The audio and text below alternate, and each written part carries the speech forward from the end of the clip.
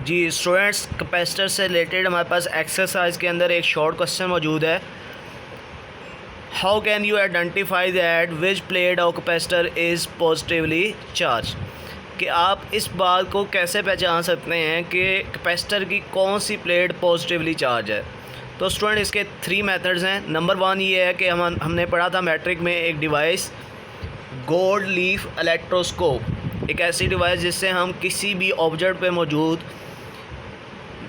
Magnitude of charge के कितने coulomb charge है, पोलैरिटी ऑफ चार्ज पॉजिटिव है या नेगेटिव है, ये सब चीज़ें हम लोग मालूम कर सकते हैं। इसमें स्टूडेंट किया यह जाएगा कि हम जो गोल्ड लीफ इलेक्ट्रोस्कोप के अंदर लीव्स होते हैं उनको हम नेगेटिव चार्ज देते हैं। जब हम कैपेसिटर को पास लेके आएंगे तो अगर जो लीव्स हैं, अगर उनकी डाइवर्जेंस स्टूडेंट्स अगर उनकी डाइवर्जेंस इंक्रीज़ की तो इसका मतलब ये कैपेसिटर की वो प्लेट लाई गई है जो कि नेगेटिवली चार्ज है। इसी तरह अब हम कैपेसिटर की अगर दूसरी प्लेट पास लेके आएँ और डाइवर्जेंस डिक्रीज़ करे तो इसका मतलब है कि अब जो हम कैपेसिटर की प्लेट पास लेके आए होंगे वो कौन सी होगी, पॉजिटिवली चार्ज होगी। स्टूडेंट, इसके 2 मेथड और आपको बता देता हूँ। देखें, इस डायग्राम को समझने की कोशिश करें। फ़र्ज़ करें ये हमारे पास कैपेसिटर की दोनों प्लेट्स हैं, हमें नहीं पता कि कौन सी प्लेट पॉजिटिव चार्ज है और कौन सी नेगेटिव चार्ज है। तो अब ये करें, स्टूडेंट के दरमियान में एक पॉजिटिव चार्ज ला के रखें। ऑटोमेटिकली जो प्लेट पॉजिटिवली चार्ज होगी वो इसको क्या कर देगी, रिपेल करेगी।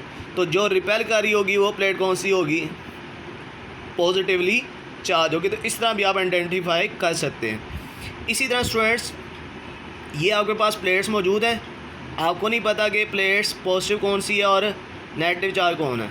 लेकिन अगर बैटरी कनेक्ट है तो आप देखें जो प्लेट पॉजिटिव टर्मिनल से कनेक्ट होगी डेफिनेटली वो क्या होगी, पॉजिटिव चार्ज, और जो नेगेटिव से कनेक्ट होगी वो क्या होगी, नेगेटिवली चार्ज होगी।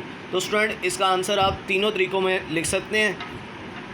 अब इसके बाद स्टूडेंट, कैपेसिटर से रिलेटेड हमारे पास एक बहुत ही इम्पोर्टेंट न्यूमेरिकल होता है हमारे एक्सरसाइज का, इंतहाई इम्पोर्टेंट लोगों का न्यूमेरिकल है। अच्छा, इसमें देखें स्टूडेंट, उसने बोला है कि एक कैपेसिटर है जिसकी कैपेसिटेंस है 2.5 × 10⁻⁸ फैरेड। चार्जिंग प्रोसेस के अंदर इलेक्ट्रॉन्स एक प्लेट से रिमूव हम कर रहे हैं और उनको प्लेस कर रहे हैं दूसरी प्लेट पे। ऐसा करने के लिए हमने पोटेंशियल डिफरेंस दिया है 450 volt.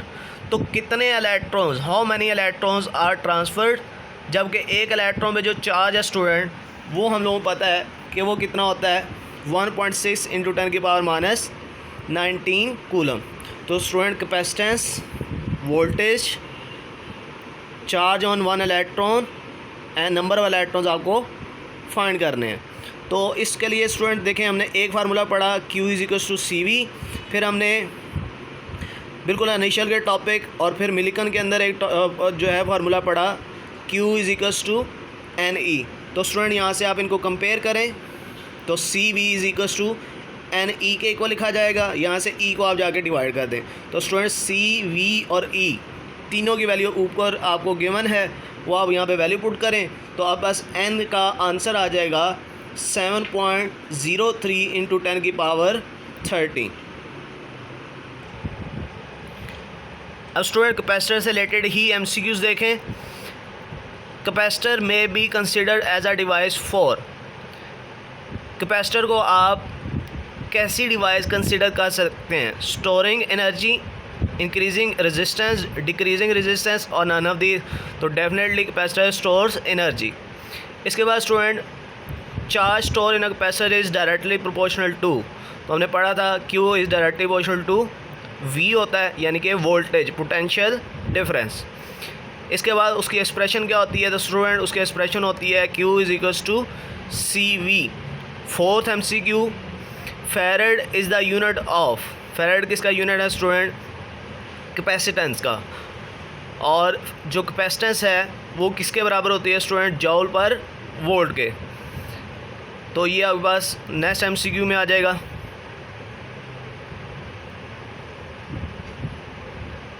Sorry coulomb per volt के, ठीक है, कूलम पर वोल्ट के, Q ओवर V होता है तो coulomb per volt, C option. इसके बाद स्टूडेंट्स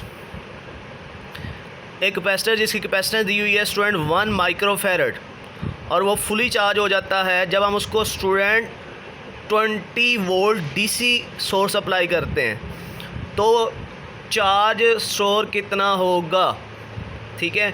तो स्टूडेंट इसमें आपने देखें Q इज इक्वल्स टू सी भी फार्मूला है, तो Q की वैल्यू निकालने के लिए आप क्या करें, C की वैल्यू को V की वैल्यू से मल्टीप्लाई कर दें, यानी कि C की वैल्यू हमारी दी हुई है 10 की पावर -6, उसको आप मल्टीप्लाई करते हैं स्टूडेंट किसके साथ, 20 के साथ, तो ये क्या आ जाएगा 20 इंटू 10 की पावर -6, लेकिन -6 को उसने माइक्रो के अंदर ही आंसर में दिया हुआ है, तो 20 माइक्रो कूलम इसका करेक्ट आंसर हो जाएगा।